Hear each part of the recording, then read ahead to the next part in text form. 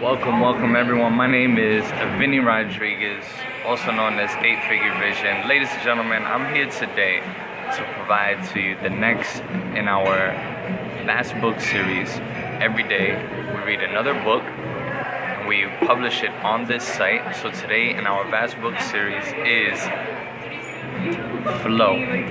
So this book was written by an author, I'm not quite sure how to actually pronounce the name, but it's Mihaly,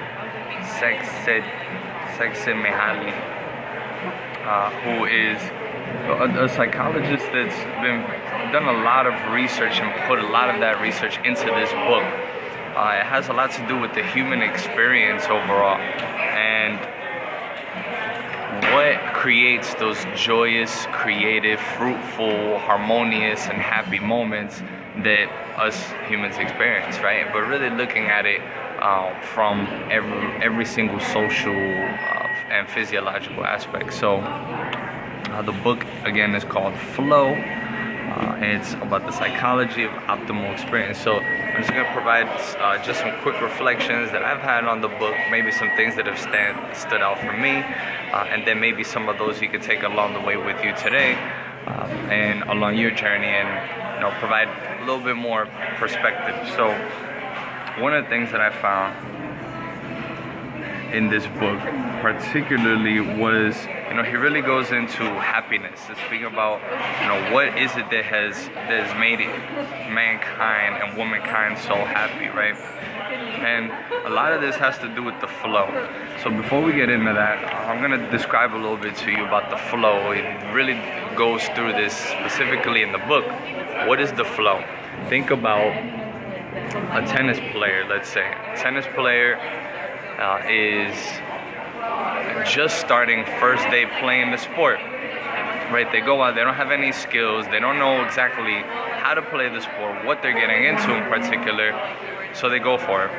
So there's one or two things that can happen. Either they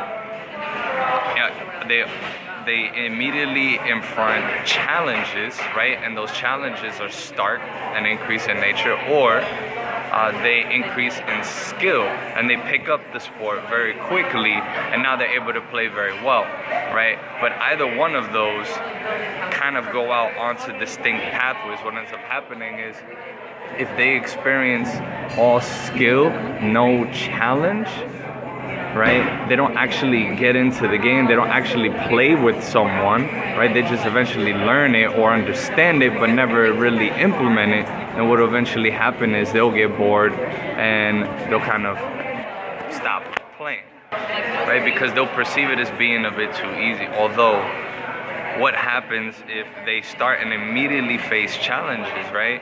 They might delve more into the anxiety realm, in which they may get a bit overwhelmed and want to stop playing, right? So either one of those would actually detract them from continuing on with the sport, right? But the flow is described as this sort of middle ground, this sort of light at the end of the tunnel, right in the middle of both of those experiences, in which the tennis player encounters both challenge and skill that will sort of perpetuate their progress forward, keep them engaged, keep them growing, and keep them learning, right? But not in a sense that they'll get too overwhelmed or that they'll get too bored from walking away from either situation, right? So that's this state that's called flow. And the flow, the thing about the flow is that it's not necessarily sustainable. It's always going to continue to need challenge. It's always going to continue to need, a competitor, or maybe that's someone that, maybe that's finding a new way to approach the same things that you've been approaching forever.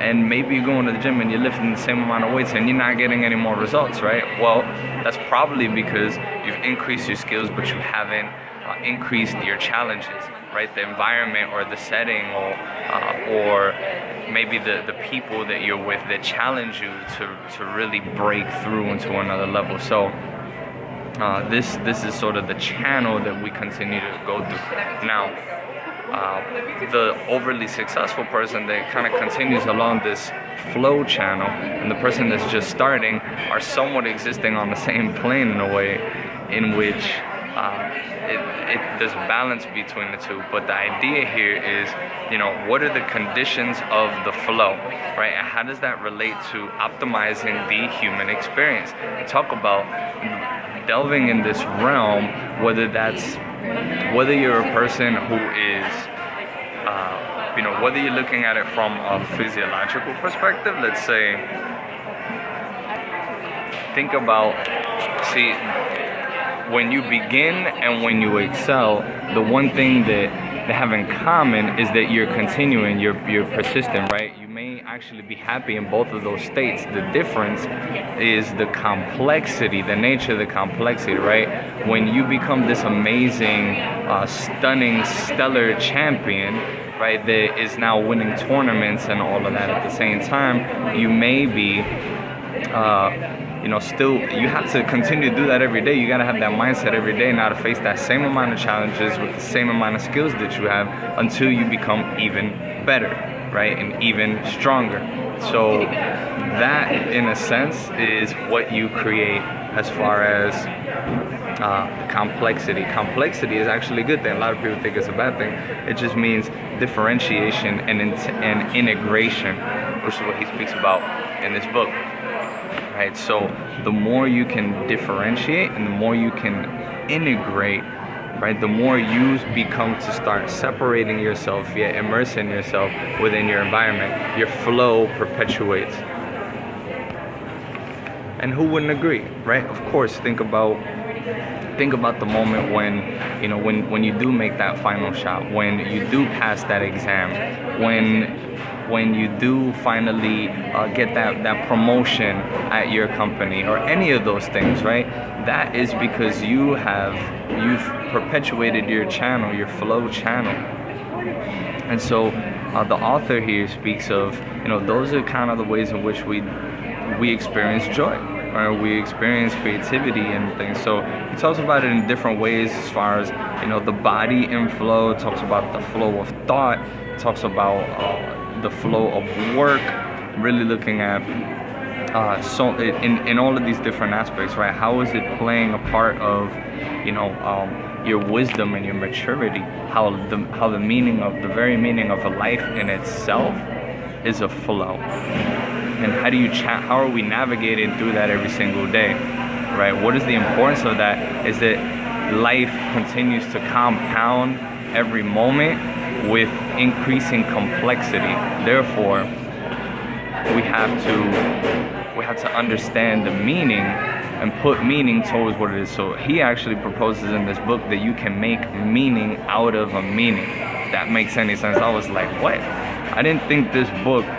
would actually be so philosophical, but I found out that it was. I was actually pretty impressed. I thought it was going to be another this is gonna change your life type of book, but no, I found out that it was actually quite philosophical, some good perspective in this book, and I definitely would recommend it to you guys. That's just a bit of the overall premise of what this book discusses. It really goes into how do you manage your flow in all of those different parts of your life. If I were to rate this book, probably on a 1 to 8, as we always grade here, I'd probably say, with 8 being the highest, I'd give this book, I'd give it probably a 5 maybe, just because although it is quite informative, at the end of the day, there's a lot of things. I look for application. I think that the higher the grade, it depends on how applicable it is, how implementable it is, right? And I feel a lot of this probably won't settle in for me until I'm 50 years old, and I'll probably finally understand, I think I finally got it, what he was trying to say in that paragraph in that book. So for now, giving it a 5, maybe I'll read it again in the future and have another opinion on it. But until then, guys, ladies and gentlemen, this is Vinny Rodriguez, also known as 8-Figure Vision, and just sharing you another in our vast book series. The flow. Yeah, pick it up if you got some extra time, but don't spend too much time on it. And until next time, peace and prosperity.